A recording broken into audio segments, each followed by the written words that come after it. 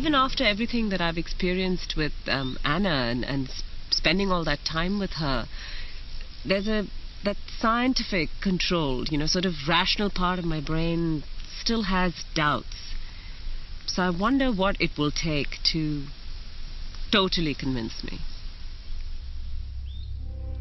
And then a unique opportunity presented itself. In the course of my work, I had come across the story of Jurg Olsen, an ex-policeman turned conservationist. Jurg and his wife Karen set up the Jukani Predator Park. Here, many big cats rescued from bad zoos and canned hunting farms are offered a home and get lifetime care.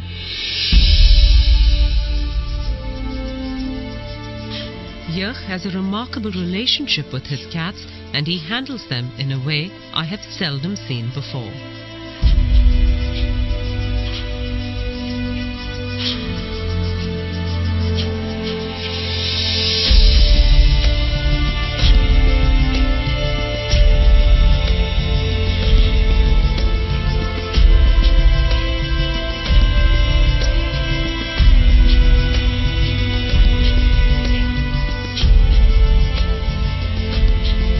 But there was one big cat here that he did not know what to do with.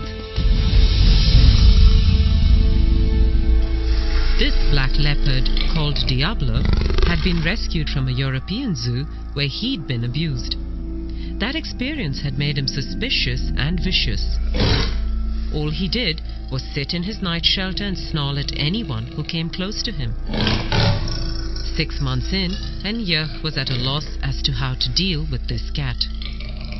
That whole atmosphere there was a vibe of aggression and of I hate you and I will kill you. And the one encounter I had with him, he sent me to hospital 1 bite, 1 week. Here, I thought, was the perfect case. If Anna could get this animal to change his behavior and become well adjusted, then I would have no choice but to acknowledge that she was in dialogue with animals. It took me some time, however, to convince Jurg to bring in Anna. He's a dangerous cat. He's very, very dangerous. He's towards me and towards everybody else. In my opinion, the chances of an animal communicator changing that, it'll take a lot to convince me. I honestly do not believe that an animal can talk to a human or communicate with a human. I've had animals my whole life. We give them commands, we give them instructions, and they do it as we habituate them, basically. But I'm very skeptical to think that an animal like Diabolo will communicate or can communicate with humans. I am desperate, however. I do not want to lose him. I made sure that Anna had no information on Diabolo or his history before she came to speak to the black leopard. I was nervous to see what would happen, as this animal never let anyone near his night shelter without a lot of snarling and growling. But the minute he saw Anna, he calmed down and let her kneel right outside and look at him.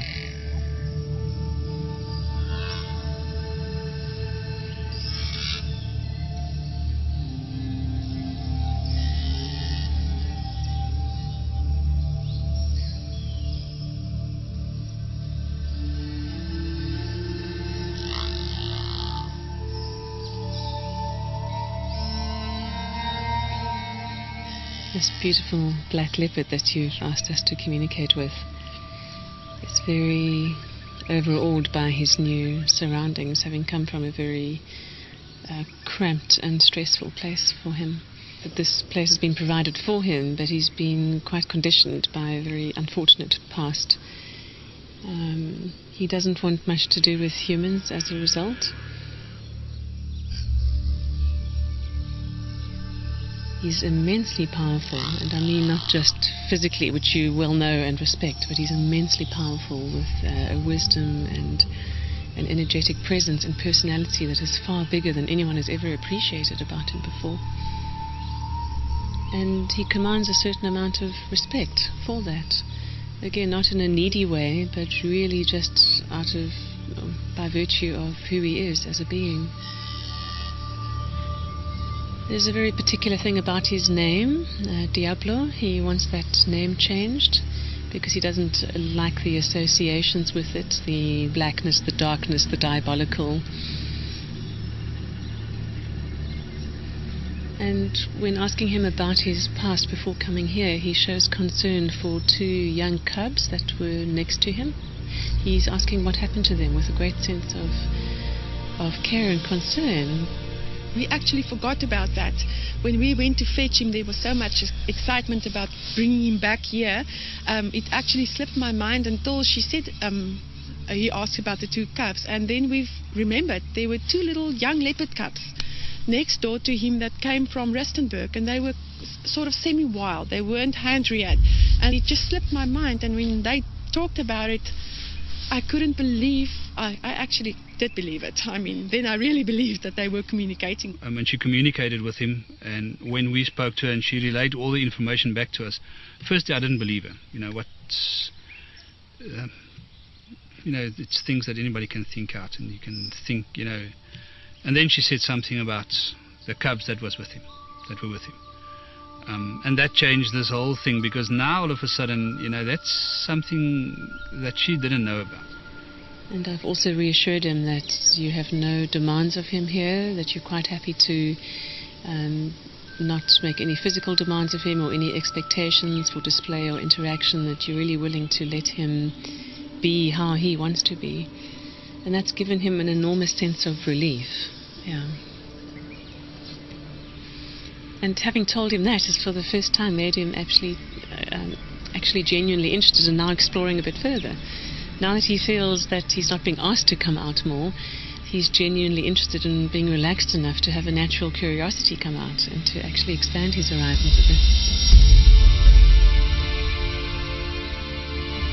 And Jurg was just stunned when the black leopard walked out of his night shelter into the larger enclosure later in the afternoon. In the 6 months that the cat had been here, Jurg had never seen him out of the night shelter. He then decided to rename the leopard Spirit.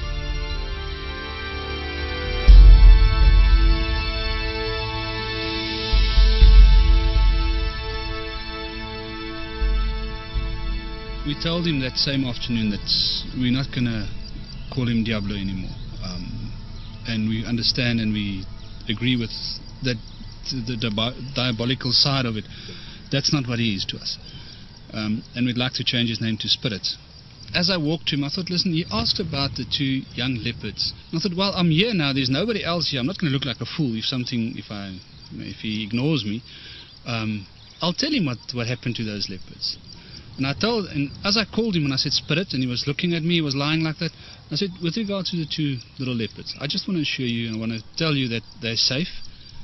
And I couldn't help it. I just said to him, wow, you're beautiful. Beautiful. Oh, that's mooi. That's mooi. And he gave me that, oh. And I thought, what's happening here? And I said to him, you understand what I'm telling you if I say to you that you're the most stunning cat? Oh. And I spoke to him and he answered me about 19 times. And he just sat there and he was totally relaxed. It's the first time since we had him that I felt at ease with him. I felt that he was relaxed and he understood me. It was, to say that I don't know what it feels like for him. For me, it was the most amazing moment. Later that afternoon, Anna came back to check up on Spirit and to see how he was doing. I'm asking him now about how he experienced the communication from Jurg through the fence. And he said it's the first time that someone has directly expressed to him verbally appreciation for who he really is, not how they see him to be. And that really surprised him. It shows me an image of literally stopping in his tracks by surprise at that sense of just this wall of appreciation coming towards him. He is so relieved that nothing's being demanded of him here. He's just so relieved. It's like this weight is lifted from his shoulders. And when he was grunting back, he said he was saying thank you for the thank yous. So each thank you he was getting, he was saying thank you back.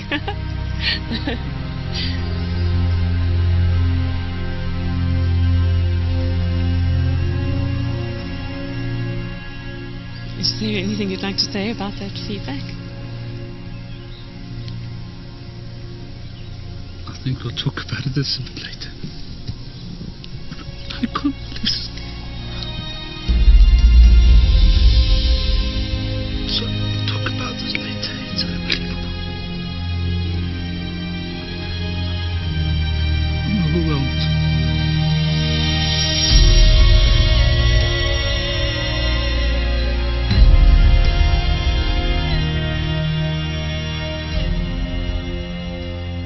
It's two different animals. It's two totally different personalities. We had a snarling cat, angry at everything, upset about being here, hating humans, hating us for having him here, ready to kill in an instant. To this relaxed black leopard that's lying on top of his log in his shelter is this attitude of you recognize me for who I am now. And it's amazing to talk to him and get the talking and get him to talk back to us. Jurg and Karen attended Anna's workshop on animal communication and now use it regularly with all their animals. It changed my whole life. And spirit and animal communication has taught me, when I work with my other lions, the reactions you get, the communication you get back, the feelings you get. Sometimes you get lions or Queenie, for instance, that's unhappy with something that happened. And I'm not sitting out there wondering what's wrong with her. She tells me, and I can correct it, and I can make her happy because she is I have to look after her. I've got to make her happy.